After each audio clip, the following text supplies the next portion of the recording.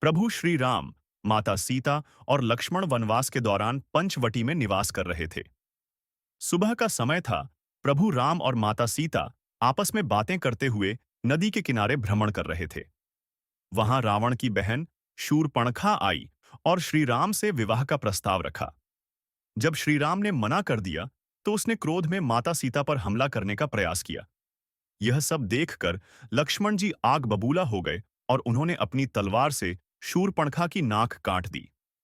अपमानित होकर वह अपने भाइयों खरदूषण के पास गई, लेकिन वे भी श्रीराम द्वारा मारे गए। अपनी बहन के अपमान का बदला लेने के लिए रावण ने एक चाल चली।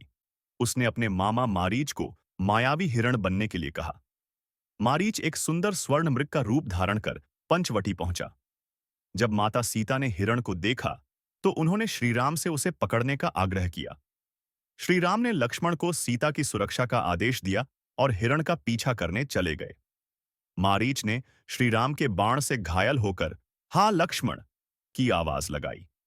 यह सुनकर माता सीता चिंतित हो गईं और लक्ष्मण से राम की सहायता के लिए जाने को कहा।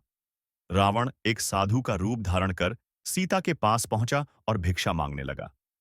माता सीता जब तक लक्ष्मण रेखा के भीतर थीं, रावण कुछ नहीं कर सका।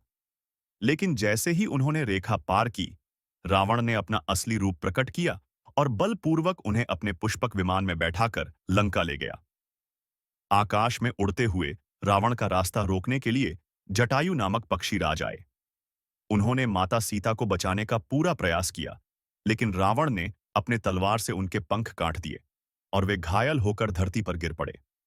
लंका पहुंचने के बाद रावण ने माता सीता को अशोक वाटिका में बंदी बना लिया।